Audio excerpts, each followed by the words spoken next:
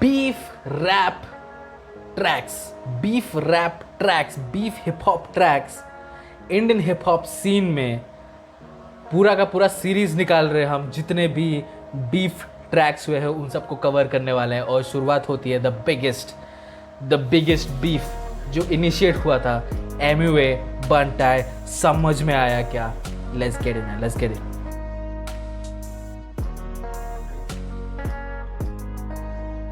What is up everyone, this is me Mukesh Network and we are back with another one।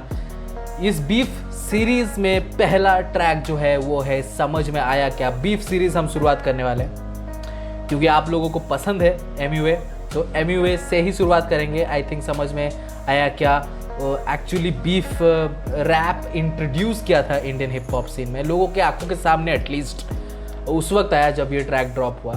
And आप लोगों को पसंद है dish चीज़ें, तो आप लोगों को पसंद है बीफ सुनना, आप लोगों को पसंद है स्वैग वगैरह, एंड मुझे भी पसंद है एमए बनता है। So let's get this series going man, let's get this series started. So without much further ado, let's get right in this one, let's go.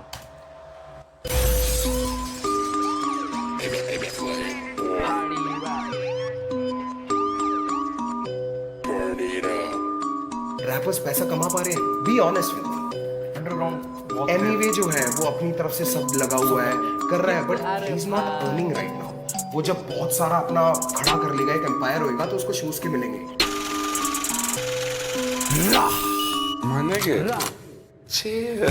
रफ्तार का इंटरव्यू देखा मैं, उसमें उसने बोला एमवे कमाया क्या। मेरे वीडियो पे जो भी पैसा मैंने लगाया वो सारा पैसा बनता है तूने लगाया क्या। मैंने कमाया क्या, मैंने गवाया क्या, मांगने को पैसा में घर तेरे आया क्या।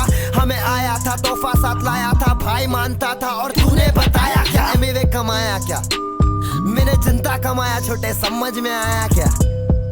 समझ में आया क्या, समझ में आया क्या। 101% आप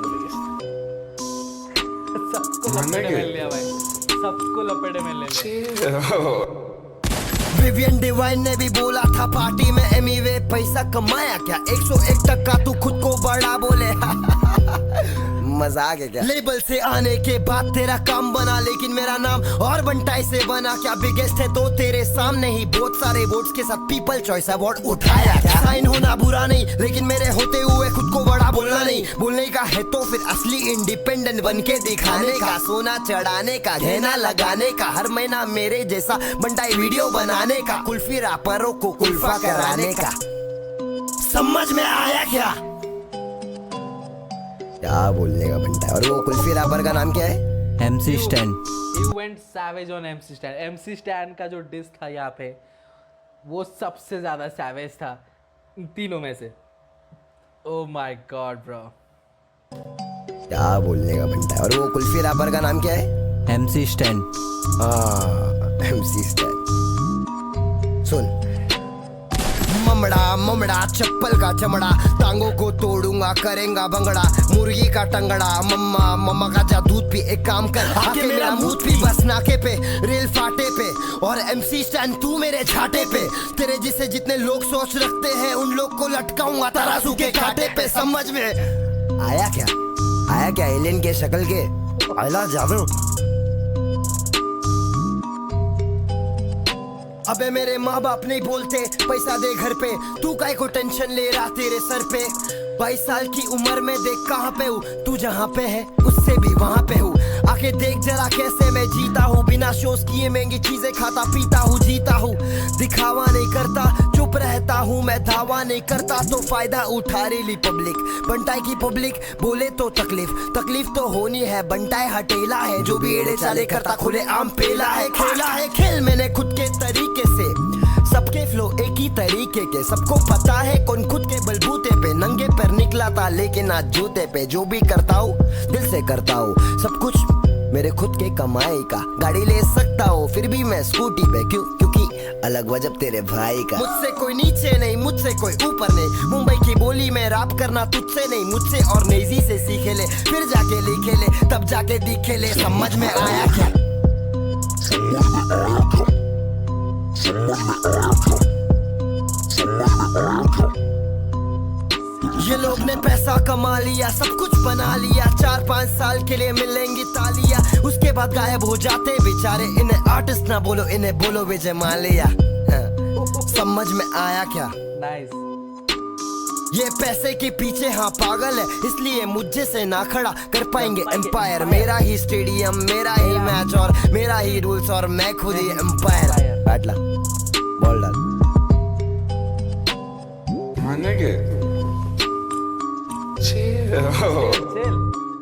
ये डिस गाना नहीं है, जिसको लग रहा है ये डिस गाना है। ये डिस गाना है, ये डिस गाना नहीं है, ये सच्चाई गाना है। This is this. सच्चाई बोले लेकिन वो दिन शांत थे।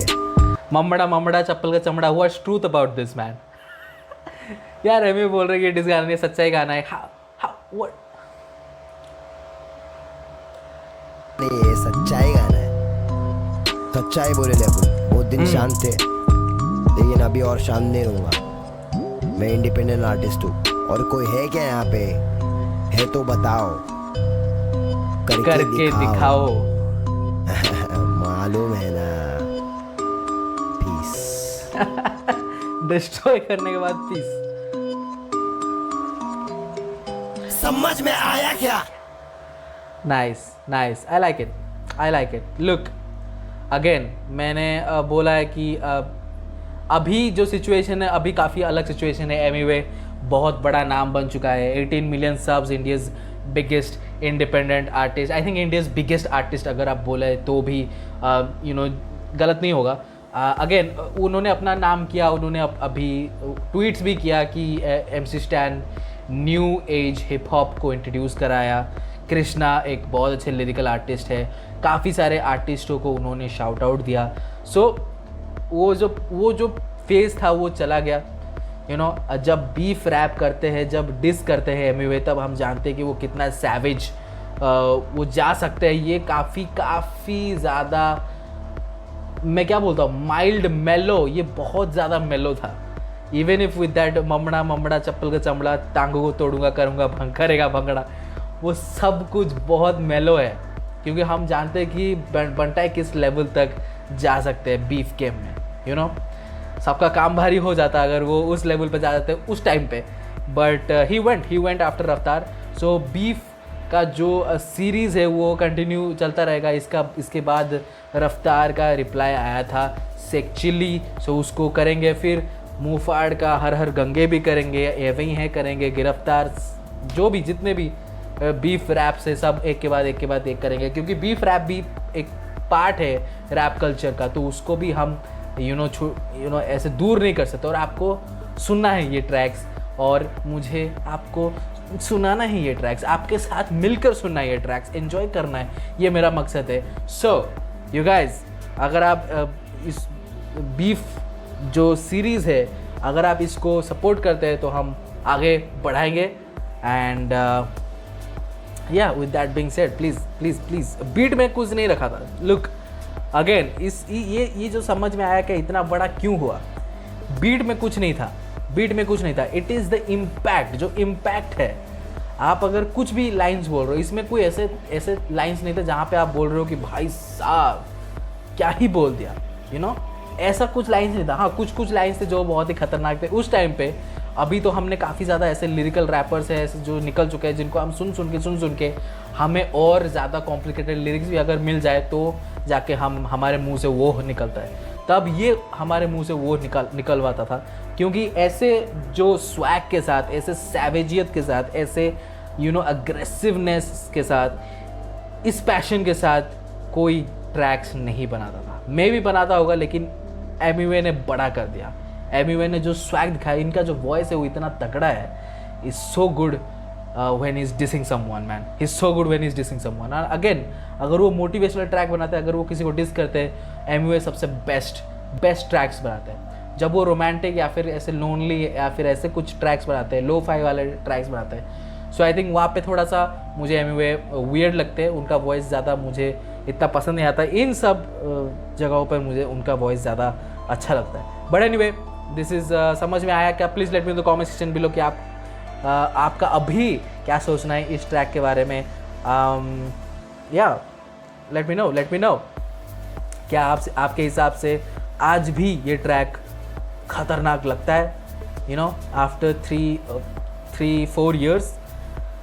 Let me know in the comment section below, and you guys know what to do. Subscribe to our channel. I'll be posting regular content. See you in the next video. Until then.